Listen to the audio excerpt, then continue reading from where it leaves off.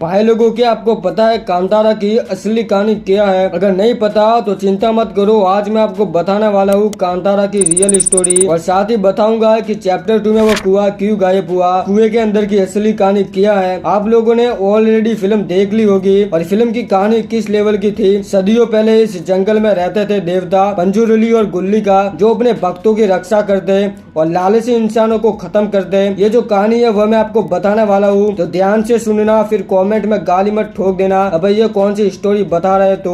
इसकी गारंटी मैं नहीं दे सकता। गारंटी तो लेनी पड़ेगी, बिना गारंटी के तो मैं नहीं बताऊंगा। मैंने जब ये कहानी सुनी ना तो मुझे ऐसा लगा यार मैं फिल्म ही देख रहा हूँ। ये कहानी आपके शरीर के रोंगटे खड़े कर देगी। जितना फिल्म को देखकर आपके रोंगटे खड़े नहीं हुए ना, ये कहानी आपके शरीर के सारे स्क्रू ढीले कर देगी। मैं आपको शॉर्ट तरीके से बताऊंगा, वीडियो को ज्यादा लंबी नहीं है तो एंड तक देखना। तो चलिए बिना बकचोदी किए इस वीडियो को करते हैं स्टार्ट।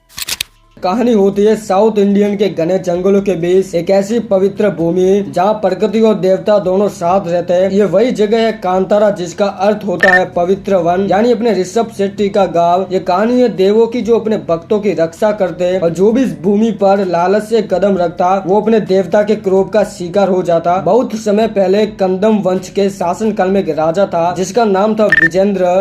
राजा के पास सब कुछ था, धन दौलत सत्ता, लेकिन उसके भीतर एक लालच पैदा हो रही थी। वो चाहता था उस गांव की पवित्र भूमि जहाँ पंजुरुली देवता की पूजा होती। उसने सोचा ये जंगल मेरे राज्य के भीतर है तो मेरा अधिकार भी इस पर होना चाहिए। मतलब भगवान ने इसको इतना कुछ दिया है बट और भी इसको चाहिए, साला हरामी कहीं का। लेकिन उसे क्या पता कि ये भूमि किसी मनुष्य की नहीं बल्कि देवों की है। और उसी टाइम राजा का अंत हो गया। जो भी देव की भूमि पर हाथ डालेगा उसका वंश मिट जाएगा। टाइम निकल गया, सदियां बीत गई। राजा का बेटा राजशेखर अपने पिता की मृत्यु से भयभीत था। उसने आदेश दिया अब कोई भी उस गांव में प्रवेश नहीं करेगा। उसने उस पवित्र जगह की सीमा बना दी जिसे कहा गया कांतारा। और इस गांव का नाम सुनकर राजशेखर की गांड फटने लगती है। लेकिन वक्त के साथ इंसान बदल गया, लालच लौट आया, देव के नियम फिर से तोड़े जाने लगे। तेज आवाज में ढोल बजने लगते हैं और उसी समय जन्म हुआ एक ऐसे लड़के का जिसका नाम था बरमे। लोग कहने लगे उस बालक में कुछ तो खास है। वो जंगल से बातें करता है,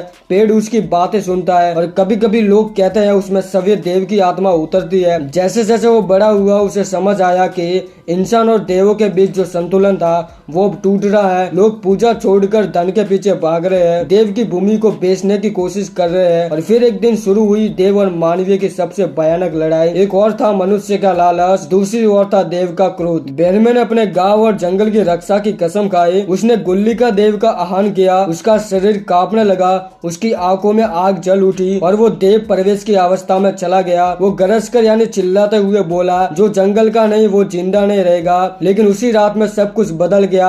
गांव वालों ने कहा देव फिर लौट आया। बरमे गायब हो गया और जंगल के बीच वो पवित्र कुआं बन गया जहाँ कहा जाता है देव और बरमे की आत्मा आज भी मौजूद है। वो कुआं आज भी उसी जगह है, पर जो भी उसके पास गया वो कभी वापस नहीं लौटा। और यही कांतारा लेजेंड की असली कथा, जहाँ हर पत्ता हर हवा एक देवता की कहानी कहती है। ये सिर्फ एक फिल्म नहीं बल्कि एक आस्था है जो बताती है कि जब इंसान प्रकृति से टकराता है तो हमेशा जीत देव की होती है। लेकिन असली कहानी तो उस कुएं के अंदर की है। आखिर वह कुआं गायब क्यों हुआ, तो चलिए ये भी जानते हैं। कहानी यही खत्म नहीं होती भाई। जहाँ फिल्म में बेरमे उस कुएं में गिरता है तो लोग सोचते हैं वो मर गया, पर वजह कुछ और थी। कहा जाता है वो कुआं कोई नॉर्मल कुआं नहीं था, वो धरती और देव के लोक के बीच का द्वार था, एक संक्रमण बिंदु जहाँ इंसान का शरीर मिट जाता है पर आत्मा देवों के लोक में पहुंच जाती है। जब बेरमे ने आखिर बार गुल्ली का और पंजुरुली का नाम लिया उसका शरीर कांप उठा, धरती हिलने लगी और कुएं से तेज अग्नि का गोला उठा। उसी पल बेरमे की आत्मा देवलोक में समा गई और वो देवता का अंश बन चुका था। पर उस रात कुछ ऐसा हुआ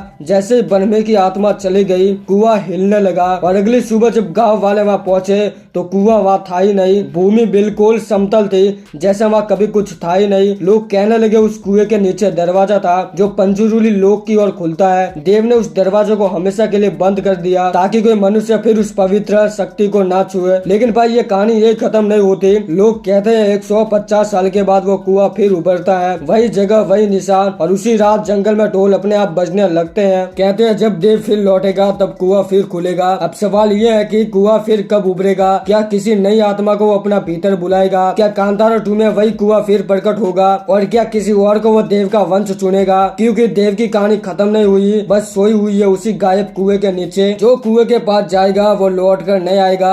यानी कि यही है उस कुएं की कहानी और यही है कांतारा के गायब कुएं का असली रहस्य, जहाँ इंसान नहीं देव फैसला करता है कौन जिंदा रहेगा और कौन उस कुएं में समा जाएगा। तो भाई लोगों, यही शायद कांतारा लेजेंड चैप्टर 2 की असली कहानी होगी। यही वजह थी उस कुएं के गायब होने की। बाकी ऑफिशियल तो जब फिल्म आएगी तब सामने आएगी। अब देखो भाई, कह नहीं सकते कि चैप्टर 2 में यही कहानी होगी, बट थोड़ा हिंट मिल सकता है। आपको ये कहानी सुनकर कैसा लगा इमेजिन करो, अगर फिल्म की कहानी यही होगी तो क्या हो सकता है। वैसे मैंने अपने हिसाब से इस कहानी को प्रेजेंट किया था। आपको ये कहानी कैसे लगी कमेंट में ठोक देना। ये शॉर्ट कहानी थी इसलिए वीडियो की लेंथ लंबी नहीं थी। अगर मैं आपको स्टेप बाय स्टेप बताता गया होता तो वीडियो 10 से 15 मिनट की हो जाती, इसलिए इसको मैंने शॉर्ट में निपटा दिया। तो ठीक है, मिलते हैं एक मजेदार वीडियो के साथ, तब तक के लिए हर हर महादेव।